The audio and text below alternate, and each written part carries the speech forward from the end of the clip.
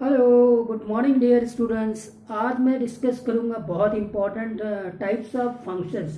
जो basic functions है जो हम लोग रीड आउट करने वाले throughout the whole course functions में, तो उसको हम डिस्कस करेंगे। तो इसमें मैं दो पार्ट में इसके लेक्चर्स बनाऊंगा। फर्स्ट पार्ट में कितने वैराइटीज़ ऑफ फंक्शंस आते हैं, उसके बाद में दूसरे पार्ट में मैं कुछ जो रिमेनिंग टाइप्स ऑफ फंक्शंस है, स्पेशल फंक्शंस, उनको डिस्कस करूंगा। तो let us start with the very first one. Topic का नाम लिख लीजिए, ये है हमारा types of functions. First function हम बात करेंगे आइडेंटिटी फंक्शंस की। अब हम क्या कर रहे हैं, एक्चुअली में हम बात कर रहे हैं रियल फंक्शंस की। जो भी यहाँ पे रियल फंक्शन या रियल वैल्यूड फंक्शंस आएंगे, उनके ग्राफ क्या होंगे और उनके डोमेन क्या होंगे, और रेंज की बात करेंगे। कोडोमेन की बात नहीं, रेंज की बात करेंगे। करेक्ट है? क्लियर है बात? तो बहुत केयरफुली आपको इसमें मतलब सारी चीज़ों को अंडरस्टैंड करना है। तो फर्स्ट टॉपिक, फर्स्ट फंक्शन है हमारा आइडेंटिटी फंक्शन। तो आइडेंटिटी फंक्शंस कैसा होगा कि ये तो हो गया R2R, मतलब ये इसका डोमेन हो जाएगा और ये इसका कोडोमेन हो जाएगा।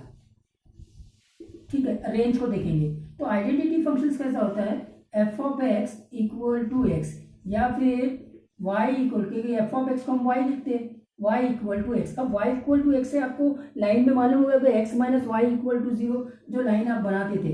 अब देखिए ग्राफ बना रहा हूं मैं, ये एक्स वाई प्लेन में हम इसका ग्राफ बना रहे हैं। इसको समझने की कोशिश करना।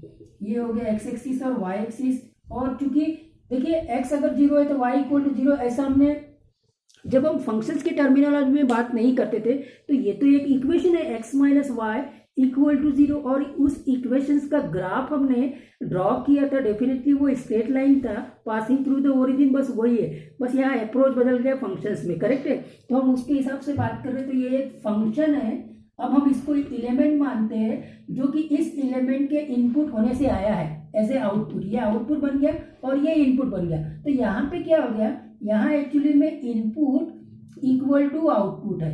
इनपुट इक्वल टू आउटपुट मतलब जो इनपुट होगा वही आउटपुट होगा। मशीन के अंदर एक्स अगर जा रहा है तो वो बाहर भी एक्स के रूप में ही आ रहा है। ये इनपुट और आउटपुट दोनों सेम है। क्योंकि आउटपुट को हम हमेशा वाई से रिप्रेजेंट करते हैं जब हम फंक्शंस के टर्मिनोलॉजी में आते हैं, और फिर ये समझ में आ गया कि y equal to x actually में आइडेंटिटी फंक्शन है।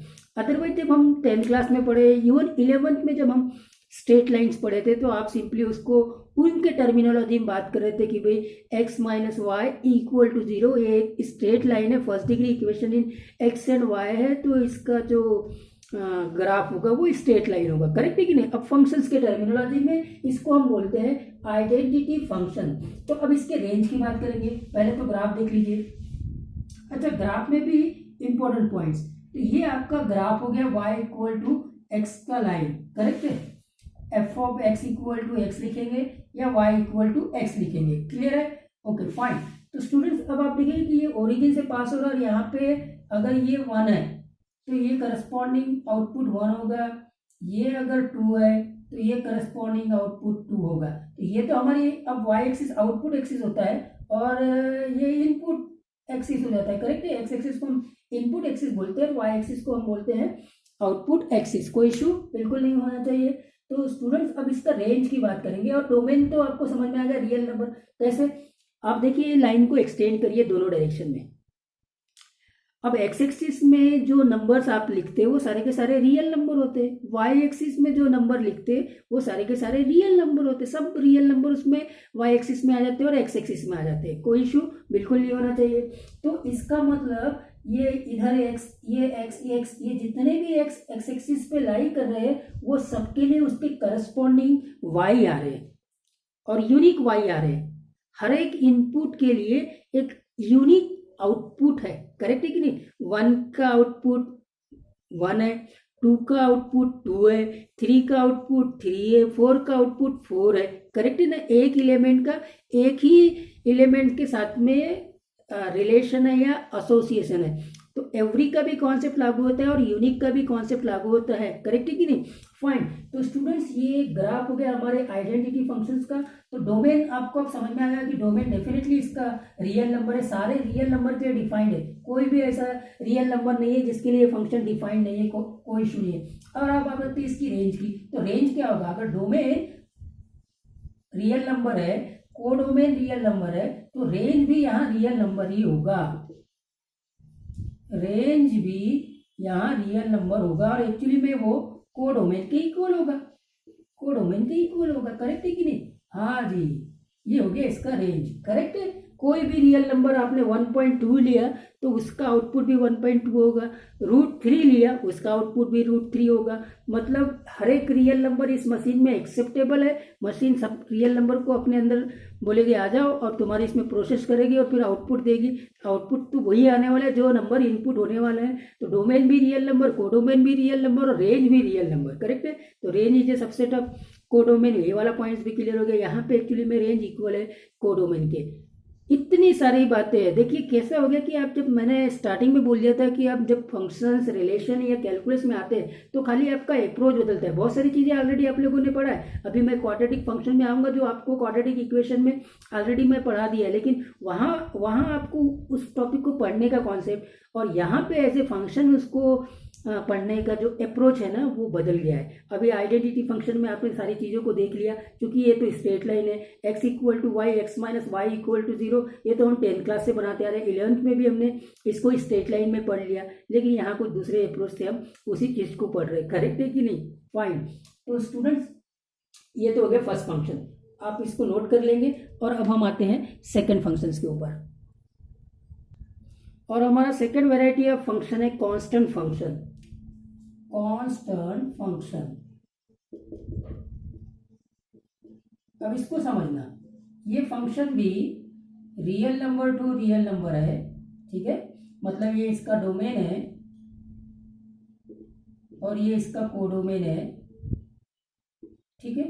और ये डिफाइन कैसे होता है? F of x equal to c, where c is constant, c is constant. अब आप देखिए एफ एक्स मतलब ये आउटपुट है, आउटपुट को हम किससे रिप्रेजेंट करते हैं? वाई से रिप्रेजेंट करते हैं, तो वाई इक्वल टू सी। तो something like that, Y equal to 2 line या something Y equal to 3 line या वाई इक्वल टू -4 लाइन। तो आपने ये देखा ये सारे के सारे लाइन हॉरिजॉन्टल लाइन है, हॉरिजॉन्टल लाइन है। अगर हॉरिजॉन्टल लाइन है तो आपको ग्राफ भी समझ में आ गया होगा कि इसका ग्राफ कैसा होगा, ठीक है। ये एक्स एक्सिस हो गया और ये वाई एक्सिस हो गया। तो अगर मान लीजिए ये 2 है तो ये लाइन जो होती है ये y इक्वल टू 2 लाइन होती है, मतलब f of x equal to 2 एक कांस्टेंट है, करेक्ट है। तो ये कांस्टेंट फंक्शन का ग्राफ हो गया। तो फाइन, अब आप देखेंगे कि इसमें कोई भी रियल नंबर इनपुट हो सकता है। x अलग है, x अलग है, x अलग है, x अलग है, लेकिन जितने भी x है, जो भी मशीन के अंदर इनपुट हो रहा है उनका आउटपुट सेम है। और आउटपुट क्या है? 2 है, इसलिए कांस्टेंट फंक्शंस है।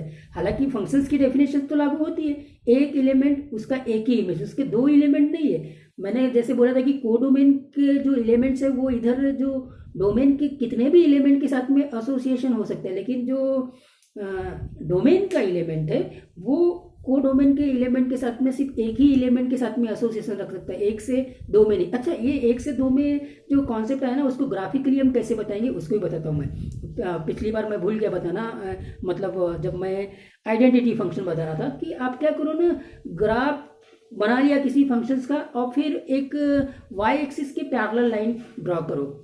तो वाई एक्सिस के पैरेलल लाइन अगर ग्राफ को एक ही बार कट कर रहा है, एक ही बार इंटरसेक्ट कर रहा है, तो वो ग्राफ फंक्शंस का है, करेक्ट है, वो फंक्शंस है। वो इसके पीछे रीजन ये है, देखिए अब अगर मैंने वाई एक्सिस के पैरेलल कोई लाइन बना दी, ये वाई एक्सिस के पैरेलल, ये मेरा ग्राफ है, तो वो एक ही पॉइंट पे इसको कट कर रहा है, एक ही पॉइंट को कट कर रहा है। इसका मतलब जो एक इनपुट है ना उसका एक ही इमेज है, उसके 2 इमेजेस नहीं है ना। किसी एलिमेंट के प्री इमेजेस 2 या 2 से ज्यादा हो सकते हैं, 1 या 1 से ज्यादा हो सकते हैं, करेक्ट है कि नहीं। लेकिन इमेज किसी एलिमेंट्स का है वो एक ही होगा, करेक्ट है। एक इनपुट तो उसका एक यूनिक आउटपुट होगा, 2 आउटपुट नहीं होंगे। यूनिक वर्ड लिखा है वहां पे, सिंगल आउटपुट, करेक्ट है कि नहीं।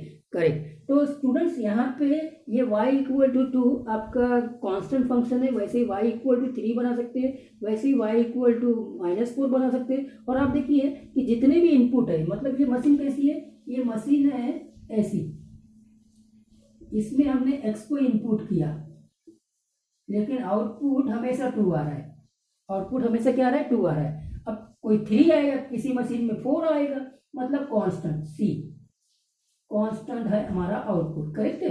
तो ये एक मशीन ऐसी है। तो अब आपको ये समझ में आ गया कि इसका रेंज क्या होगा। कोडोमेन तो रियल नंबर है, कोई रियल नंबर का ही नंबर आएगा वहां पे। तो अब रेंज समझ में आ गया, रेंज रेंज बोलो, रेंज इज कांस्टेंट, कांस्टेंट। यहाँ जैसे c, यहाँ जैसे 2, यहाँ रेंज 2 हो जाएगा, रेंज 2 हो जाएगा, करेक्ट है। यहाँ रेंज जनरलाइज कर दिया तो c हो गया। इनपुट जो है, मतलब डोमेन जो होगा, वो सारे के सारे रियल नंबर होंगे। कोई रियल नंबर ऐसा नहीं है जिसको ये मशीन एक्सेप्ट नहीं करेगी। ये मशीन सारे रियल नंबर को एज ए इनपुट एक्सेप्ट करेगी, क्योंकि हर मशीन का एक अपना एक कैरेक्टरिस्टिक, भाई मैं इसी यही वाले एलिमेंट में एक्सेप्ट कर सकता हूँ, दूसरे एलिमेंट में एक्सेप्ट नहीं कर सकता। आई के बात समझ में, ठीक है साहब। तो ये हो गया हमारा कांस्टेंट फंक्शन, जिसका डोमेन रियल नंबर है, मतलब एवरी रियल नंबर के लिए डिफाइंड है, लेकिन आउटपुट एक ही कांस्टेंट होगा। जैसे ये y इक्वल टू 2 लाइन के तो 2 इसका आउटपुट होगा, y इक्वल टू 3 लाइन लिए तो 3 इसका आउटपुट होगा। इन जनरल हम y इक्वल टू c ले लेते हैं। c is a constant which is coming from of course this set of real number, so therefore this c is considered as the range of this function, whereas the domain of this function is the whole set real number. तो ये हो गया हमारा दूसरा variety का function. इसका graph कैसा है देख लिया, डोमेन क्या है देख लिया, कोडोमेन क्या है देख लिया, रेंज क्या है देख लिया। अब हम तीसरे और बहुत इंपॉर्टेंट वैरायटी ऑफ फंक्शंस में आ रहे, जो ऑलरेडी आप लोग पढ़ चुके हैं। और अब मैं बात कर रहा हूँ डियर स्टूडेंट्स स्क्वायर फंक्शंस की। स्क्वायर फंक्शंस के बारे में आप लोग ऑलरेडी क्वाड्रेटिक इक्वेशन में पढ़ लिया है, रेंज भी वहाँ निकाला था, ग्राफ भी आपने वहाँ बनाया था, करेक्ट है कि नहीं। अब थोड़ा सा बस अप्रोच बदल रहे, बाकी सारी चीज़ें वही होगी। ग्राफ कब अपवर्ड होता था, ग्राफ कब डाउनवर्ड हो रहा था, इसका वर्टेक्स क्या होता था, क्या आपको कुछ याद आ रहा है जब आपने क्वाड्रेटिक इक्वेशन पढ़ा था, करेक्ट है। तो हम अब आते हैं स्क्वायर फंक्शन। तो कैसे कैसे स्क्वायर होंगे, एक तो जनरल स्क्वायर फंक्शन होगा ना। देखो ये तो पहली बात R2R रियल फंक्शंस की हम बात कर रहे हैं, और एफ ऑफ डिफाइंड बाय। अब डिफाइंड बाय अलग अलग चीजें होगी। डिफाइंड बाय पहला आ गया f of x equal to x square, f of x equal to x square, मतलब मशीन के अंदर एक्स जा रहा है, मशीन के अंदर एक्स जा रहा है और आउटपुट इसका एक्स स्क्वायर हो रहा है, करेक्ट है। तो ये मशीन का रूल आ गया, ये आपका इनपुट। अच्छा, f of x equal to x square है, तो ऐसा कोई रियल नंबर नहीं है जिसको मशीन एक्सेप्ट नहीं करेगी, सबको एक्सेप्ट करेगी। मशीन उन्हीं चीज़ों को एक्सेप्ट नहीं करेगी जिसमें कि आपको नॉट डिफाइंड जैसा टर्म आ जाए। नॉट डिफाइंड टर्म्स तब आता है जब डिनोमिनेटर 0 हो जाता है, डिनोमिनेटर 0 हो जाता है, या फिर स्क्वायर रूट के अंदर में नेगेटिव नंबर आ जाए। ये दोनों चीज़ें यहाँ पे नहीं होनी चाहिए, तो फिर नहीं तो अदरवाइज फंक्शन डिफाइंड है। तो can you say that the function is defined for each and every real number? Yes, of course, function is defined for each and every real number, क्योंकि अब x कोई भी डाल दीजिए, उसका स्क्वायर कर दीजिए, आपका आउटपुट हो गया, करेक्ट है। फाइन। तो students f of x equal to x square है, तो इसका ग्राफ में आते हैं। तो इसका अब इसमें बहुत सारे ग्राफ आएंगे, तो इसका ग्राफ आप देखेंगे। अच्छा, एफ ऑफ एक्स स्क्वायर को हम कैसे लिख सकते हैं, y equal to x square, है ना। ये सारी चीजें आप पढ़ चुके हैं। ये आपका एक्स एक्सिस है और ये आपका वाई एक्सिस है, और ये बन गया आपका इस प्रकार का ग्राफ। ये बन गया आपका f of x equal to x square, और इसको हम बोलते हैं upward parabola, upward parabola, correct है।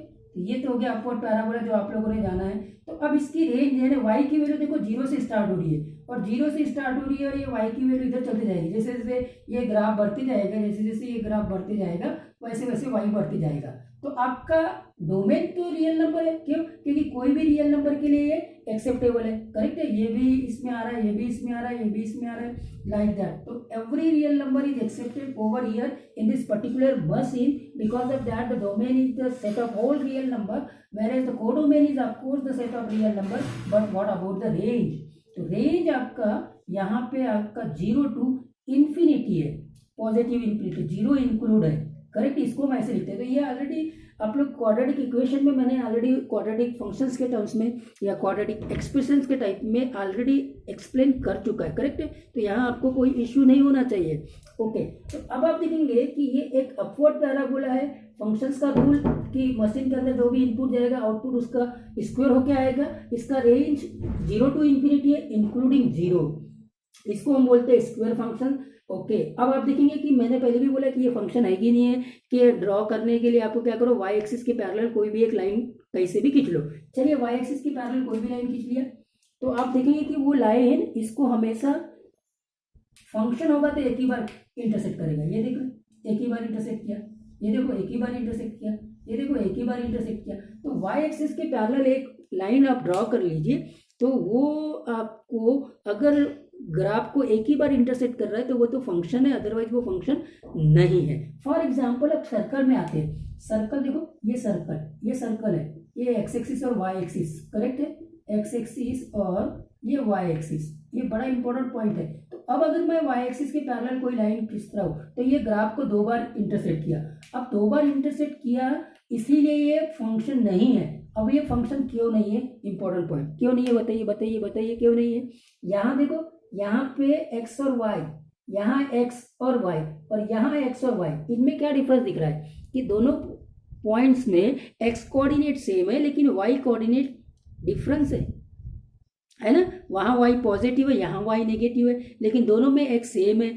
अब इसका ये मतलब है कि एक्स तो इनपुट और वाई आउटपुट है, तो एक ही इनपुट के लिए दो आउटपुट आ रहे हैं, एक इनपुट के लिए 2 आउटपुट आ रहे हैं। अगर इसके हिसाब से बात करें तो जो डोमेन का एक एलिमेंट है वो कोडोमेन के 2 एलिमेंट के साथ में रिलेशन में है, एसोसिएशन में है। यूनिक वाला कॉन्सेप्ट यहाँ लागू नहीं हो रहा है। यूनिक इमेज होना चाहिए, एक ही इनपुट का एक ही आउटपुट होना चाहिए, उसके 2 आउटपुट नहीं हो सकते, करेक्ट है कि नहीं। बिकॉज ऑफ दैट यहाँ एक इनपुट के 2 आउटपुट है, इसलिए जो सर्कल का इक्वेशन होता है x square plus y square equal to a square, ये फंक्शन नहीं है, नॉट फंक्शन। और बड़े आसानी से आपने इसको निकाल लिया। सिंपली ये फंक्शन क्यों नहीं है, तो एक लाइन ड्रा कर दीजिए जो वाई एक्सिस के पैरेलल है। अगर वो ग्राफ को एक से ज़्यादा बार इंटरसेक्ट करता है, नोट डाउन द पॉइंट, एक से ज़्यादा बार इंटरसेक्ट करता है तो वो ग्राफ फंक्शन का ग्राफ नहीं है, वो सिंपली रिलेशन आप बोल सकते हैं, एक्स और वाई में रिलेशन है, करेक्ट है कि नहीं। फाइन, तो स्टूडेंट्स अब ये हो गया हमारा बेसिक क्वाड्रेटिक फंक्शन। तो अब मैं आगे इनको बढ़ाते जाता हूँ, आगे कैसे बढ़ाऊंगा, तो दूसरा ये आ जाएगा, दूसरा इसका नेगेटिव कर देते हैं। नेगेटिव करेंगे f of x equal to minus x पे। ये भी आपने पढ़ लिया है कि नेगेटिव कोई भी ग्राफ को करना है तो ग्राफ ट्रांसफॉर्मेशन याद है आपको, मैंने मॉडुलस फंक्शन में भी बताया था और क्वाड्रेटिक इक्वेशन में भी बताया था। अब आपको कुछ यादें आ रही होगी कि हाँ भाई अब आसान हो रहा है, चीज़ें पढ़ लीजिएगा। तो इस ग्राफ को जस्ट रिवर्स कर दीजिए, ये रिवर्स कर दिया था, है ना, ये वाई एक्सिस, ये एक्स एक्सिस और यहाँ पे f of x equal to minus x square है, इसीलिए इसका जो रेंज होगा, रेंज ये 0 तो ले रहा है लेकिन माइनस इन्फिनिटी तक जा रहा है, तो माइनस इन्फिनिटी टू 0 इंक्लूडिंग 0, ये इसका रेंज हो जाएगा। क्लियर है, ये दूसरा फंक्शन हो गया। फाइन, इसको नोट कर लीजिए। अभी इसको चीज़ों को आगे बढ़ाएंगे इसी क्वाड्रेटिक को, तो मुझे इनको रब करना पड़ेगा फिर से, जो इसकी इसी स्क्वायर फंक्शन में दूसरी वेराइटीज है उसको डिस्कस करना पड़ेगा, प्लीज नोट इट। और ये हमारी सबसे इम्पोर्टेंट वेराइटी है जिसको हम क्वाड्रेटिक एक्सप्रेशंस के रूप में पढ़े हैं। वहाँ पर जब हम क्वाड्रेटिक इक्वेशन पढ़ते थे, क्वाड्रेटिक फंक्शन भी बोलते थे, क्वाड्रेटिक एक्सप्रेशन भी बोलते थे, और उसमें पूरा ये फंक्शंस का अप्रोच था जो ऑलरेडी आप लोगों ने पढ़ लिया है, करेक्ट है कि नहीं। मैं यहाँ पे अब रिपीट कर रहा हूँ लेकिन थोड़ा सा अप्रोच बदलेगा, लेकिन सारी वही चीज़ें आने वाली है, एक प्रकार से रिवाइज हो रहा है, आपका रिपीटेशन हो रहा है। तो देखिए ये फंक्शन जो है ना F of x equal to x square plus B X plus C, इसको तो पहले फंक्शंस के टर्मिनोलॉजी में आपका एक्स इनपुट है, एक्स इनपुट है, ऐसा ही मैंने वहाँ बताया था, और आपका आउटपुट जो है वो इस बार ऐसा हो रहा है A X square plus B X plus C, ये आउटपुट हो गया सी के साथ। अब ये डिफाइन तो सारे रियल नंबर्स के लिए, तो डोमेन आपका रियल नंबर हो जाएगा, आर हो जाएगा। डोमेन आर क्या हो गया, समझ में आया, क्योंकि नॉट डिफाइन जैसे कोई टर्म आने वाली नहीं है किसी भी एक्स के लिए, कोई भी एक्स रियल नंबर से उठा के रख दीजिए, नॉट डिफाइन जैसे कोई टर्म आने वाला नहीं है, therefore function is defined for every real number, तो डोमेन इसका रियल नंबर आ गया। अब बचा रेंज, कोडोमेन तो डेफिनेटली ये भी रियल नंबर में से कोई एलिमेंट आने वाला है, क्वाड्रेटिक इक्वेशन जो आउटपुट आता है वो कोडोमेन रियल नंबर होगा। अब इसके रेंज को आइडेंटिफाई करने के लिए इसके ऑल द 6 वेराइटीज को पहचानना पड़ेगा, करेक्ट है कि नहीं। Okay fine. तो अब आते फर्स्ट वेराइटी क्या था, कहाँ लिखते हैं अपन, कैसे लिखेंगे? अच्छा चलो यहाँ लिख लेते हैं पहला वाला variety. If A is greater than 0 तो ग्राफ आपका अपवर्ड होगा, है ना, अपवर्ड पैराबोला होगा, ठीक है। और d इज इक्वल टू 0, ठीक है, d इज इक्वल टू 0 तो ग्राफ समथिंग लाइक दैट ऐसा होगा। इक्वल रूट्स करेक्ट नहीं, ये कंडीशन होती थी इस अपवर्ड पैराबोला की, अपवर्ड पैराबोला, अपवर्ड पैराबोला, याद आ गया आपको कुछ? हाँ, तो ये हो गया A is greater than 0 D equal to 0, ठीक है साहब। अब ये तो हो गया क्वाड्रेटिक के टर्म्स में, A is greater than 0 D equal to 0, ठीक है। पहले एक काम करते हैं, इसी को बना लेते हैं। और दूसरा आपका कैसा होता था कि जब ए ग्रेटर देन 0 होता था और डी इक्वल ग्रेटर देन 0 होता था तो आपका ग्राफ इस प्रकार का कुछ होता था, ठीक है। और तीसरा ग्राफ आपका होता था इस प्रकार का, जब a ग्रेटर देन 0 है और d लेस देन 0 है तो आपका ग्राफ इस प्रकार का अबोव एक्स एक्सिस होता था, करेक्ट है, ठीक है साहब। ये तीन वेराइटी के ग्राफ हो गए। और फिर डाउनवर्ड पैरा के तीन वेराइटीज के ग्राफ होंगे, उसको भी हम चेकआउट कर लेते हैं। तो डाउनवर्ड पैरेलल को बताने के पहले इनके रेंज को निकालते हैं। तो देखो ये रेंज जो आएगा 0 से स्टार्ट हो रहा है, और 0 से स्टार्ट हो रहा है और कहाँ तक जा रहा है, इन्फिनिटी तक जा रहा है। तो ये इसका क्या हो गया, रेंज हो गया, कोई बात नहीं। और यहाँ पे जो रेंज है वो यहाँ वर्टेक्स आएगा। वर्टेक्स जो दिया जाता है ना, वर्टेक्स के कोऑर्डिनेट अब याद आ जाएगा कुछ, वर्टेक्स के कोऑर्डिनेट -b/2a टू -d/4a, ये होता था। -b/2a इनपुट हो गया और -d/4a आउटपुट हो गया, मतलब ये y हो गया, ये y कोऑर्डिनेट और ये इसका x कोऑर्डिनेट, करेक्ट है। तो यहाँ से ये सबसे लोवेस्ट वैल्यू है और मैक्सिमम यहाँ तक जा रही है, तो यहाँ जो रेंज होगा वो रेंज इस पर -d/4a टू पॉजिटिव इन्फिनिटी, ये हो जाएगा। अब यहाँ के रेंज की बात करते हैं, यहाँ रेंज आपका ये यहाँ से स्टार्ट हो गया, है ना, ये स्टार्ट किया तो किससे स्टार्ट किया, तो यहाँ पे भी -d/4a इंक्लूडिंग रहेगा और इन्फिनिटी, ये आपका रेंज बन जाएगा, करेक्ट है कि नहीं।